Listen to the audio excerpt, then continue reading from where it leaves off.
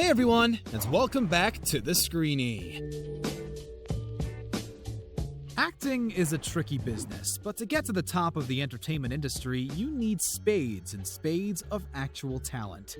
Or so you might think. In fact, making millions can often be down to luck and desperate casting crews with a tight budget. Some of these well-known actors are so terrible that they should be banned from being on our screens at all.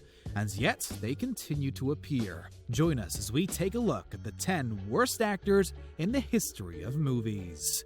Before we begin, make sure to subscribe to our channel for more amazing videos about your favorite movies and TV shows. Number 10. Keanu Reeves. How Keanu Reeves became one of the biggest actors of his generation is well and truly beyond belief. Sure, we liked him as the lovable dope in Bill and Ted, but we thought that the airhead routine was actual acting. It soon transpires that Keanu really is a sandwich short of a picnic, as most of his roles to date have been utterly awful. But none more so than 1991's Dracula. With an impressive of-the-moment cast and Francis Ford Coppola at the helm, audiences expected a lot from the take on Bram Stoker's novel, and frankly, Reeves let the team down. His attempt at an English accent was so shoddy that he makes Dick Van Dyke's Cockney outing in Mary Poppins look brilliant, as that takes some doing. Reeves was only matched in his badness by Winona Ryder's pitiful attempt at a damsel in distress. An all-round big fat zero from us on that one, guys. It's a wonder that Reeves ever landed the part of Neo in the Matrix trilogy, which somehow gained largely positive reviews and grossed a ton of money at the box office. You can't buy taste.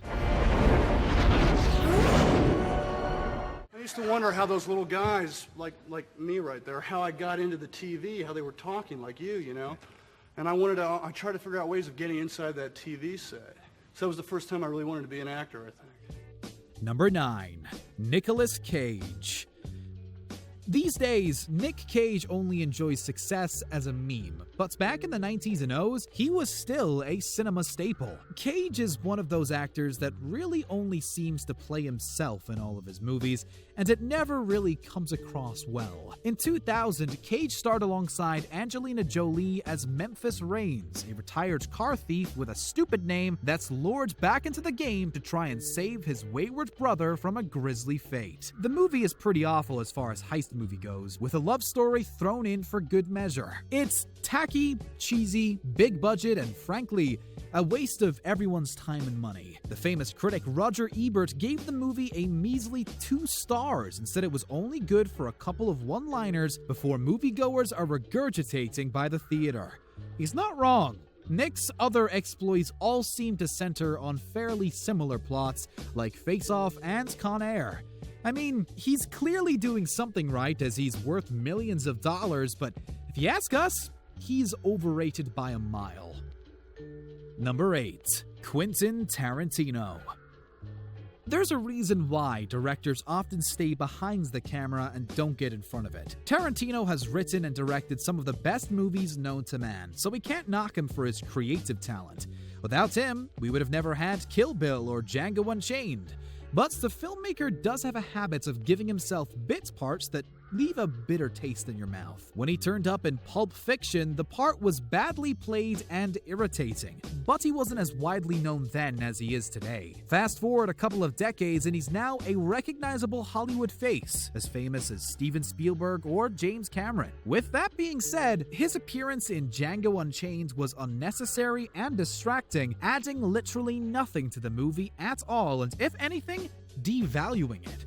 Quentin, we love you, but it's time to start taking note and leaving yourself out of these otherwise fantastic movies. Number 7. Katie Holmes. Holmes grew up in the spotlight thanks to her role as little Joey Potter in Dawson's Creek. But despite her best efforts, she never really got going with the whole Hollywood acting thing. Katie gained more notoriety from her marriage to Tom Cruise than her acting skills, and her role in 2005's Batman Begins did little to help her. The world had been anticipating the return of The Dark Knight after a few years from the screen, and Christopher Nolan's effort went down pretty well thanks to the great performance by Christian Bale. The cast was was great, with appearances from Michael Caine, Morgan Freeman, and Liam Neeson, but Holmes' role as Bruce's love interest, Rachel Dawes, was a disaster. Critics called her uninspired, emotionless, and a pointless character complete with terrible lines. It's no wonder that her role went to Maggie Gyllenhaal in The Dark Knight. Holmes definitely wasn't missed. Her turn in 2011's Jack and Jill was also badly received, gaining her 2 nominations for the Golden Raspberries for Worst Performances. Number 6. Dick Van Dyke. Now, before your inner child gets all offended, hear us out on this one. We're not saying that Dick is a completely bad actor overall, but let's face it, he's had a few duds in his time. Mary Poppins is a well-loved movie, but Dick really didn't do it any favors, largely because of his terrible accent. Bert the Chimney Sweep is certainly lovable in his own way, but Dick's version of the Cockney jibe is so exaggerated that it becomes a distraction for everyone involved. Not only is it just awful and the furthest thing away from what a native Londoner sounds like, it's not consistent either. Van Dyke jumps from his usual American tongue to a slewed British accent multiple times in a sentence, and it begs the question, why? Oh, why didn't they just tell him to forget about it and concentrate on the acting part? We can't really shoot him down for his other ventures, but we can't help but wonder what the world would be like if he had properly nailed that accent. Number 5. Jennifer Lopez.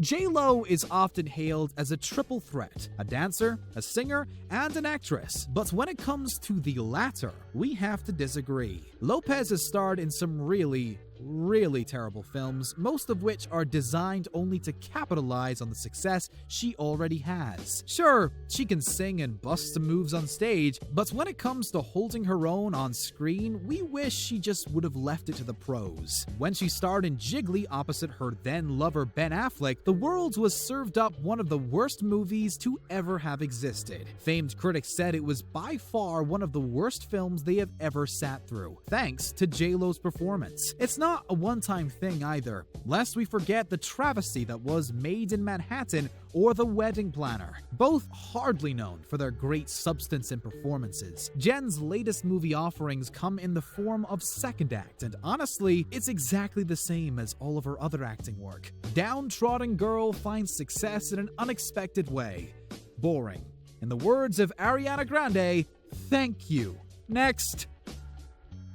Number 4. Naomi Watts. Watts has been in some huge stinkers, but 2017 was a particularly bad year for the Australian actress. The 48-year-old was nominated for 2 big awards, but they aren't the kind of awards that one hopes for. Instead, they were Razzies for Worst Actress for her performance in the Divergent series Allegiant and Shut-In. The third Divergent movie was a flop pretty much all round, but it wasn't helped by Watts' lackluster performance. While the first 2 movies were a success, the third one reported a 43% drop in sales. That's quite a hit to take. The reviews were so bad that the planned 4th installment was dropped and replaced by a straight-to-TV low-budget number. Naomi's attempt at horror also flopped spectacularly, taking just $8.4 million at the box office. Shut-In was given a rating of 3% on Rotten Tomatoes, and Variety claimed it was a thriller conspicuously short of thrills. Ouch. Somehow, though, Watts keeps getting offered roles and has been cast in one of the most highly anticipated series, the Game of Thrones prequel. Let's see if the pilot gets picked up. Given Watts' track record, we wouldn't bet on it. Number 3. Madonna. Fortunately for us, it looks like Madonna has turned her focus away from acting and back to her music in recent years. But there was a time when she featured heavily on the screen. Although she is undeniably a music icon, that reputation never served her well in movies. Over the course of her career, Madge has starred in a few awful romps, including Shanghai Surprise. The 1986 feature was a complete failure and got scathing reviews from audiences and critics alike. Clearly not one to go down without a fight, the singer got back on the horse and starred in Who's That Girl the following year.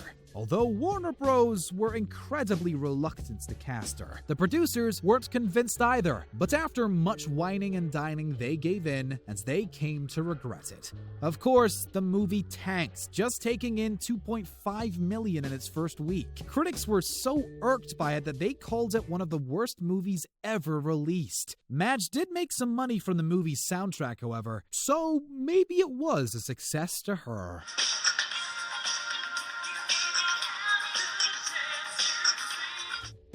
Number 2. Eddie Murphy. Oh, Eddie, where do we even start? Over the years, the comedian has given us some really crude comedies that are borderline offensive.